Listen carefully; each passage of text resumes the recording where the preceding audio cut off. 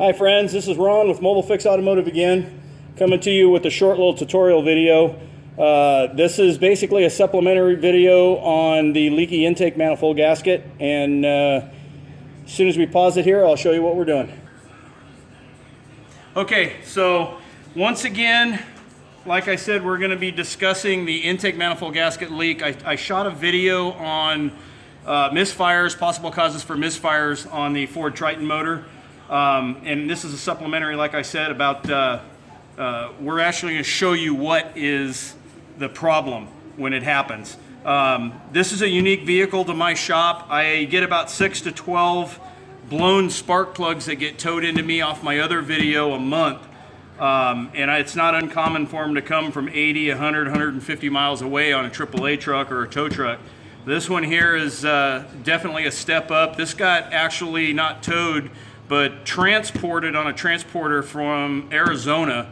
And I'm gonna thank Cindy, she's the owner of the truck, her and her son for trusting me enough to send this thing all the way from another state for me to be able to do the all 8 spark plug inserts on it. But she asked me while it was in the shop, since her son's driving it, to evaluate the truck and see if there's anything else that could be a potential problem later on. The very first thing I noticed on this when I was doing the diagnostics was the intake manifold was wet.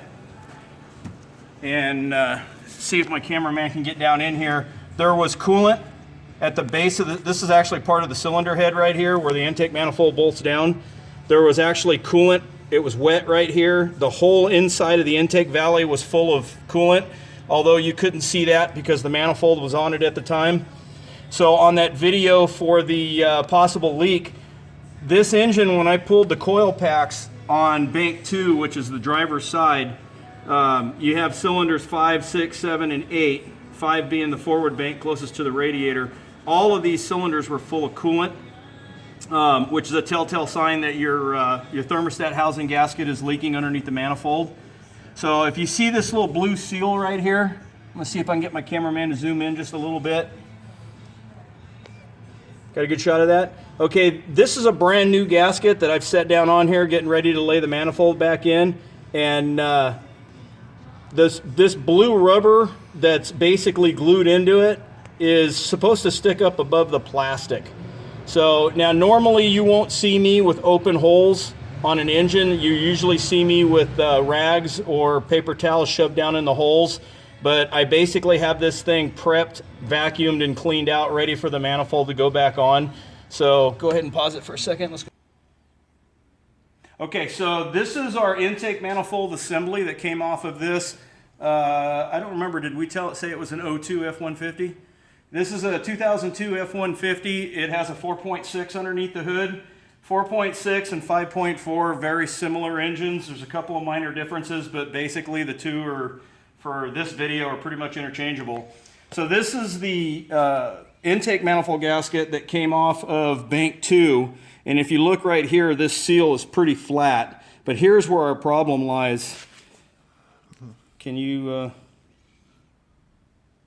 see where the rubber's no longer part of the assembly? Once this peels out, the coolant just bypasses on the plastic. And so that's one of the causes. The biggest one that I find is actually the next step. Now, I referred to on the last video about the misfire that this gasket right here, which is not the gasket I just showed you, but the gasket that's between the aluminum housing or the plastic housing, depending on what your engine has, and the manifold itself, this gasket goes bad. And it's basically a D-ring type of gasket. It's not a plastic gasket with rubber over top of it. And my favorite saying, guys, what is it? Engineers should not be allowed to work unsupervised. And the reason why I say that is that the only way you can change these 2 O-rings is to take this manifold off the engine and carefully, notice I've got it plugged off on the top. I usually always put something in the air holes just in case somebody decides to shoot something across the shop. But you got to flip this manifold upside down, and you see these 3 bolts? These are 8 millimeters. Almost every one I've done have had 8 millimeters unless somebody's done it before and changed them out. So there's 3 bolts on each side, and you're basically you're gonna take them off. Sometimes you have to dig for these. There'll be a lot of gunk, a lot of buildup, and my air compressor's gonna go over me now. Why don't you pause it while the air compressor's running? Okay, so I was just saving you from listening to me yell over my air compressor. Okay, so basically all I've done was take the 3 bolts off of each side. Like I said, they're 8mm, and then just carefully flip the manifold. Normally it won't fall off like that. You got to pry it off. This one popped right off. And here's the gaskets in question.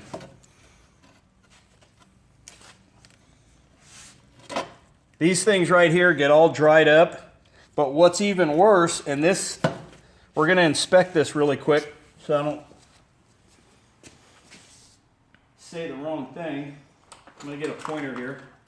Okay, so on a lot of these 4.6s and 5.4s, what I found is, you see this ridge right here? You've got the outer part of the plastic intake manifold, and then you have this inner ridge. This inner ridge is what keeps the seal in place. And there's one on each side. Okay, lucky for these people that this ridge is 100% all the way around.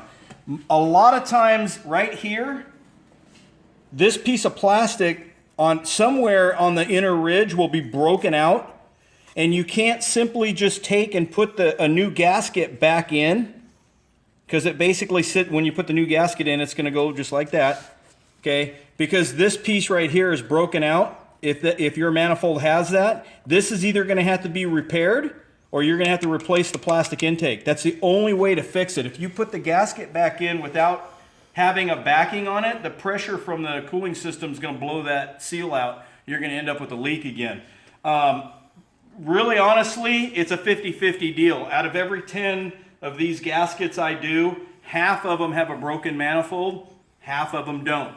Out of the half of them that have a broken manifold, I've been able to successfully make a JB weld wall, and it takes a day or two because you got to let the JB weld set, and then you got to, do some magic with it. Out of all of those that I fixed, I've had one come back where the wall broke back out, and I didn't even want to waste the time doing it twice, so we just went ahead and replaced the intake manifold. But this is the gasket that leaks the most on these, is this one right here. And this is the one that I pick on the engineers for, because this crossover, this is the thermostat housing, which is on the driver's side. This crossover piece easily could have had the bolts go from this direction down, and you could do these gaskets on the engine. But unfortunately, the engineers chose to work unsupervised, and in their opinion decided it was a better idea to pull the whole stinking top of the engine off. So there's my vent for the day. But this is what I wanted to show you guys as far as where the actual leak comes from. On the other video, I pointed to it, but I never actually showed you what it looks like broken down. So if you have any questions, give me a call. Make sure they're good questions. I've been pretty popular on YouTube lately, and I get a lot of calls a day. My business comes first, so I try to answer the calls as they come in. If I'm super busy with this stuff here, then I'll call you guys back when I get a chance, and we'll go from there. Once again, this is Ron with Mobile Fix Automotive, and my son Justin shooting the video, and we'll see you again on the next one.